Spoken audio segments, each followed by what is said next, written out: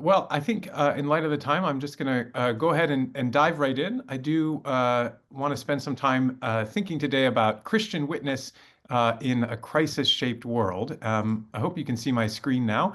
I want to begin, though, with this word that Gwen used in her introduction, which is the word polycrisis. Polycrisis is a word you may or may not have heard. It's coming into some use. And polycrisis is a word that means when crises in multiple global systems become causally entangled in ways that significantly degrade humanity's prospects. When crises in multiple global systems become entangled in ways that degrade humanity's prospects. So the idea here is that there's not just one crisis, but many crises. And I think if you look at the headlines and look at the world around us, you can see that this is the case.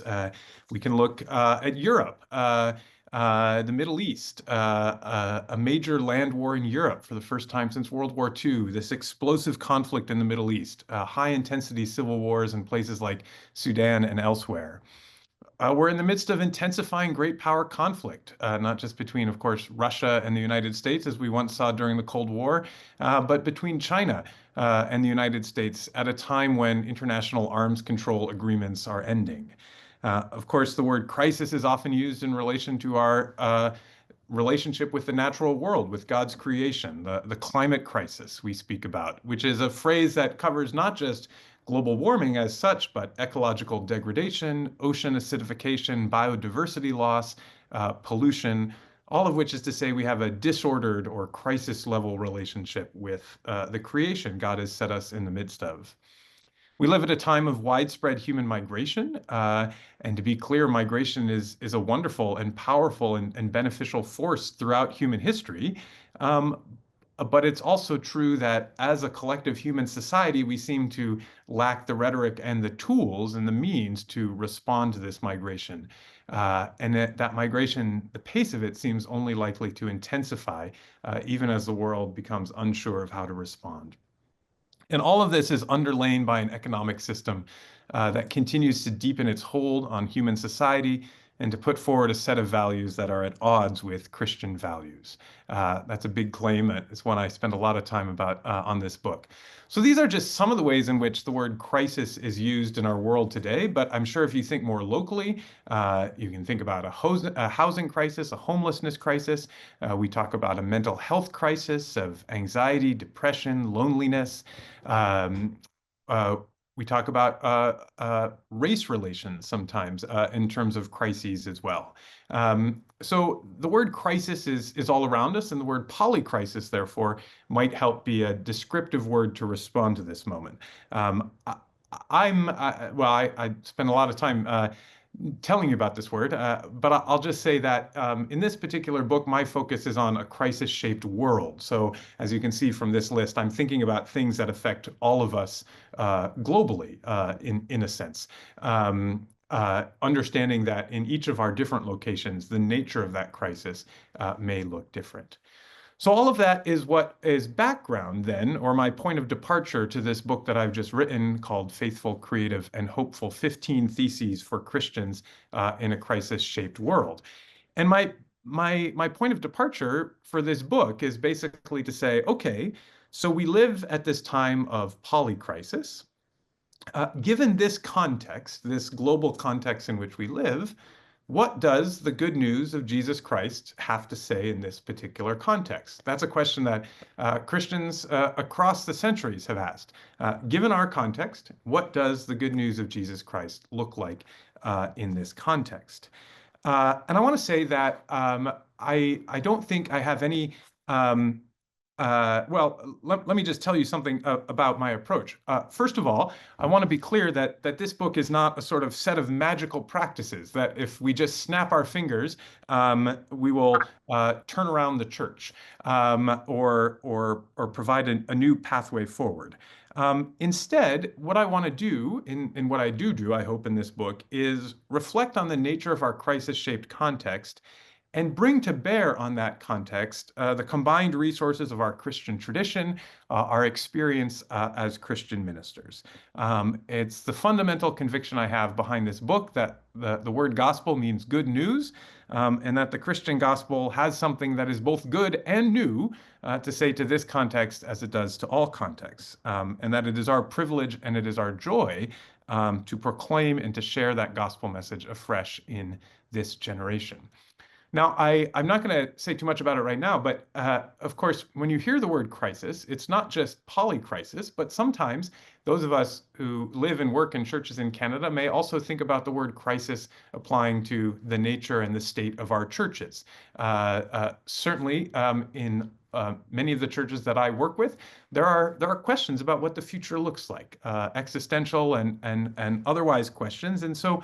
Part of what I'm trying to wrestle with in this book is to say, look, there's this seemingly overwhelming situation that we face as human society in the world in the year 2024, and at past moments in human history, people have turned to their churches to say, "Hey, church, what do you have for us?" And yet, at this particular moment in human history, uh, many of our churches can also seem in crisis themselves. And so, is there a way, I want to ask, uh, if by embracing the idea of crisis or staring at it, confronting it head on, both in the church and in society, we can find a way forward?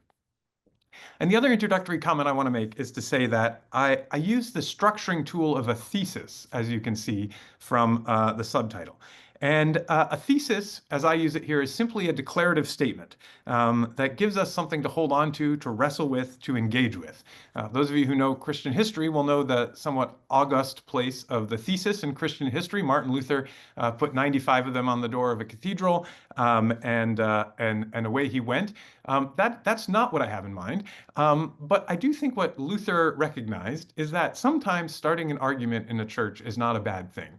And part of the reason I deliberately embrace the word thesis in the structure of the book and in the subtitle of the book is that I have to say I got a little bit tired of going to many church events, as I do, which just seemed to be one rhetorical question after another. And so it was, well, what would it look like if we did this? And what would it look like if we tried this? Look, I love questions. I think questions are really important, and asking good ones is important. But I also want to just try to answer them. And so this book is not all of the answers. And in fact, if you read this book and you agree with all 15 theses, I will have failed in my goal. Because what this book really is, this book is a contribution to a conversation, and it's also an invitation to a response. I really hope that there is response to this, because this is not the last word on everything. How does it feel to live at a time of polycrisis? Um, and what are we losing at this time, or what are we gaining? I thought, I did write a whole book. I'm not going to summarize it in the time that we have today, but I thought I would just offer you one of the theses that I've written and give you a sense of how I'm thinking about this. To give you a taste, for instance. So, thesis number 3 is this. Christian formation is not failing, it's being defeated. Christian formation is not failing, it's being defeated. What do I mean by that? Well, let me begin by telling you a story. I have a clergy colleague, I won't tell you in which denomination, who at one point in his life was responsible for 3 churches that were yoked together. And there were 2 churches that were pretty decent size, but the third church was the smallest of all, and it always felt neglected. Always felt like, you don't pay enough attention to us. We're just so small. These other churches are doing okay. So one year during Holy Week on Good Friday, this might give away which tradition it is. On Good Friday, he decided he had a great idea. You know what? For all 3 services, we're going to have a joint service, and it's going to take place in that small church, the smallest of the 3 churches. This is a way that they can feel they're contributing to the ministry. And so he talks to them. He says, look, can we have Good Friday? Everybody will come to your church. And they say, yeah, that would be great. And then on the Tuesday of Holy Week, the Tuesday before Good Friday, he gets a call from the warden of the church, who says, well, you can still come have your service in our church on Good Friday, but none of us are going to be there. And my colleague said, "What's wrong? Is everything okay? Why aren't you going to be in church?" And the warden says, "Well, there's the local outlet mall, and they've announced a 50% off sale on Good Friday. And so we think it's pretty important for all of us to get to that." And in that moment, my colleague felt like a tremendous failure. He had worked as hard and as faithfully as he could among these people to share the good news of Jesus with them. And this is what they did on one of the holiest days of the church year. They decided that they would rather go shopping than come to church. How many of us have ever felt like failures in ministry before? How many of us have ever worked really hard to put together a great program that we think is going to be wonderful for our churches and then have nobody show up? How many of us have ever slaved over a sermon that we think is just going to be fantastic, only, as I have had happen to me, have a man in the front row fall asleep and start snoring audibly in the middle of the sermon? And in fact, one of the greatest challenges, you could say, for mainline Protestants writ large is that we have struggled to transmit our faith from one generation to another. Uh, and so, what is our answer? By and large, our answer is to say, well, we just need to work harder. Sometimes I hear people in the church say, "Oh, there's been a formation failure in the church. We haven't formed the next generation. We need to offer better formation programs. We need to be better at evangelism." However we offer that, however we understand that word. Now, in general, I try to look skeptically on casting blame on immediate past generations. I think everybody in the church throughout history is, by and large, tend to try to follow Jesus as faithfully as they can. But more significantly, I think when we tell ourselves in the church we've failed, that we end up with an individually oriented response. We say, as a church, we need to do better at attracting individuals to come to church. And the way to do that is by being more effective, more efficient, better witnesses of Jesus in some fashion. And so my colleague thinks, "Oh, if only I had preached a better sermon, they would know that they shouldn't have gone to the outlet mall on Good Friday. They should have come to church." But I want to say that actually that story of my colleague there, and there's other stories I could tell and do tell in the book, I won't tell them now. That story that he interpreted as a moment of failure is actually not a moment of failure, but it's a moment of defeat. It's not that he failed. It's not that the church is failing. It's simply that there are structures and powers in the world that are stronger than our efforts to witness to the Christian gospel and to form people in the way of Jesus and to pass our faith from one generation to the next. The trouble is that we struggle to see the structures of the society in which we live. And our instinctive reaction is to think about how we can try harder and do better, and to think about our individual action rather than to think about the structures of the society in which we find ourselves. Brief sidebar here. Why do people convert to Christianity? Or we might ask the question, why do people choose to attend church? Now, I bet if I asked you that question, many of us would instinctively think it's an individual decision. Some of you might remember or know of the evangelical hymn that was popularized by Billy Graham. I have decided to follow Jesus. I have decided to follow Jesus. Now, that might not be language that we feel comfortable using in Anglican or United Church contexts for a variety of reasons, but we might say, I've decided to go to church again. And that language makes clear that by and large, we tend to think that religious change, going to church is an individual decision.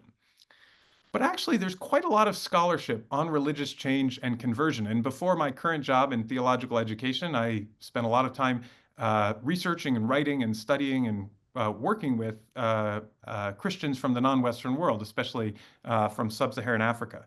There's a lot of research to try to explain why has Christianity grown so dramatically in the last century in sub-Saharan Africa. And the answer to that question is, well, yes, partly millions of people made an individual decision to follow Jesus, but actually we can look and say it was changes in structural conditions that precipitated people to consider Christian conversion or church attendance.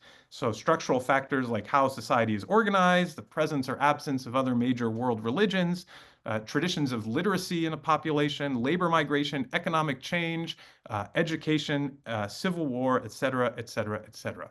And so if you want to understand African Christianity, you need to understand not just the actions of millions of individuals, but the structural conditions in which we find ourselves. And so the way that I say that to begin thinking about Christian witness in a crisis-shaped world, we need to think about not just our individual action, but we need to see the structures that exist in this world, structures that work to obstruct abundant life and the kingdom or the reign of God. And another word for structures is the word power or powers. And to use a biblical phrase, it's the powers in the principalities, a phrase that's invoked in the book of Ephesians. But elsewhere, this idea, Jesus himself was quite clear that, look, I've come to tell you about a kingdom. I've come to tell you about a commonwealth of God. But you know what? There are other kingdoms in this world. There are other powers that are going to stand in the way of this kingdom. And so if we think in this way, this means that we are taking what Christians call an apocalyptic perspective. And that's a big word, and I'm going to put it back on the screen here because it's also a word that's often misunderstood. And so I want to make sure that we're clear about how I'm using it. If we are attentive to the structures and the powers in which we exist, that means we are taking an apocalyptic perspective, or the phrase that I use in the book, apocalyptic clarity. What do I mean by that? Well, the word apocalyptic simply means revealing or unveiling the powers of this world. Those of you who perhaps grew up in a white Western context like I do might be familiar with the story of the Wizard of Oz, where Dorothy gets transported to Oz, where there's Oz, this wonderful and powerful magician wizard. But actually, it turns out once the dog Toto pulls back a curtain, sorry to spoil the ending here for all of you, but that Oz is just a man in a machine. So that's an apocalyptic moment in which the truth is unveiled, and it's clear that Oz is not wonderful and powerful, but just a man with a machine. So apocalyptic clarity is similar. Apocalyptic clarity simply means a way of seeing, a way of living in the world that is attentive to the structures and the powers of this world that obstruct and impede the kingdom of God. Now, I do want to say that I think it's possible, not only possible, but vital for Christians to be apocalyptic without subscribing to every last word of the descriptions of the apocalypse in Scripture. Apocalypse is a different word. It's a noun, and it's the Greek word for the last. It's the Greek word for the title of the last book of the New Testament, often translated into English as Revelation. Revelation is a book that makes many mainline Protestant Christians in Canada, in my experience, a bit nervous. Like, oh, we're not going to talk about that, are we? The horsemen of the apocalypse and the seven seals and all these angels and wars in heaven. We're not going to talk about that, are we? Well, we're not going to talk about it right now. I'll tell you that. But there is a way to think and to see apocalyptically, to be attentive to structures and powers without necessarily adopting every belief in some of the rather baroque and ornate beliefs in the end of the world that some Christians subscribe to. The reason I think it's important to think apocalyptically is that we need to think less about our own actions and more about the structures of the time in which we live. That's why I'm drawn to this idea of apocalyptic clarity. It offers me an imaginative vision. It allows me to see the world that I exist in a different way. Rather than just thinking about myself and my community and what we can do, I want to have this clarity about this moment that we live in. And I want to say that much as in Jesus's time, as is true in our time and throughout history, that there are structures and powers in this world that are not leading to abundant life. And in fact, they're leading to death. Or to use another word, they're leading to crisis or polycrisis. And if we start thinking apocalyptically and seeing apocalyptically, then we might start asking questions like this. How is our society being structured such that Christian witness is being defeated? What are the powers of our time that are standing in opposition to the kingdom or the reign of God that Jesus preached and embodied? I want to go back to that idea of the distinction between failure and defeat, right? I said that that moment when my colleague lost his Good Friday congregation to the outlet mall was a moment not of failure, but of defeat. And I want to think just a little bit more about those two words, failure and defeat, right now. Those of you perhaps who are fans of a sports team or have ever been fans of a sports team um, might know that there's a difference between a sports team that has failed and a difference between a sports team that has been defeated. There are teams where at the beginning of the season, you know it's just not their year. They're not going to make it to the playoffs. Every player on the team is more concerned about the contract that they're going to get next year and not about, making their team play well together. They fight among each other. That's a team that's failed. They just haven't got their act together. Um, there's a difference between being a fan of that kind of team and being a fan of the kind of team that's been defeated, that plays well together all year long, plays with confidence and skill, executes its plays, and then on the last second of the last game of the championship, loses on some fluke play or because the other team is simply stronger than them. That's a team that's been defeated. And while it may hurt to have your team be defeated, there's a big difference between your team being defeated and your team failing. And we can think about failure and defeat in theological terms as well, because in fact, the Christian story provides us with the archetype of defeat. His name was Jesus Christ when he was on the cross. When Jesus was on the cross, he had been defeated. If you think about the story of the road to Emmaus in the Gospel of Luke, Jesus meets his followers on the road and they say, "Oh, that Jesus, we had hoped that he was the one to redeem Israel." But he hadn't. In other words, he'd been defeated. But when Jesus was on the cross, he may have been defeated, but he wasn't a failure. He had lived confidently, he'd spoken with authority, he'd confronted the powers of his time directly, and for a time, those powers had won. They'd crucified him. But the good news of the Christian gospel, of course, is that the defeat of Jesus on the cross is not the end of the story. Victory is still coming. It's coming on Easter morning. And that's what it means to live the good news of Jesus, to know that defeat, our defeats by the structures and the powers of this world are not the end of the story. To be defeated is not to be defeatist.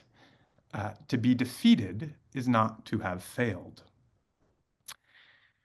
And so I'd like for us in the church to reframe the conversation away from thinking about what can we possibly do and why is nobody coming to church anymore and how are we failing and if only we worked harder, things would be better. What is the magic solution that we can implement? Let's move away from that conversation, which I don't find to be very helpful, and let's move towards a conversation that says, what's the context in which we live? What are the powers and the principalities and the structures of our time that are working against Christian witness, that are working against the embodiment and the proclamation of the kingdom of God that Jesus proclaimed? If we were to do that, that would mean we were thinking and acting and speaking apocalyptically. We were being attentive to the structures in which we find ourselves. And if we do that, it's probably true that we'll be defeated. There are a lot of very strong powers and principalities in this world. But if we can see apocalyptically, we won't fail. And if we're defeated, we know that we won't be the only Christians in the history of the church who've ever been defeated. And we also know that in our defeat, in fact, it is indeed precisely in those defeats that God is waiting and working as God has always done to bring new life and new victory from those moments of defeat. So that's an example of one thesis that I'm trying to unpack in a book like this. As I say, there's lots more of them. I'll just tell you a little bit more about this book before I'm done. This book is organized 15 theses into 4 sections. And so apocalyptic clarity, this is what I've just been talking about, is the first section. There's 3 different theses where I'm trying to unpack the idea of powers and structures and just how I understand those.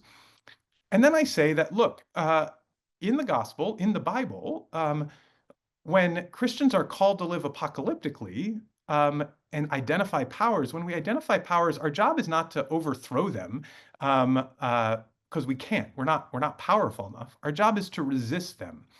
Christians are called to resistance. I almost called this book Communities of Resistance because that's what I think the church is.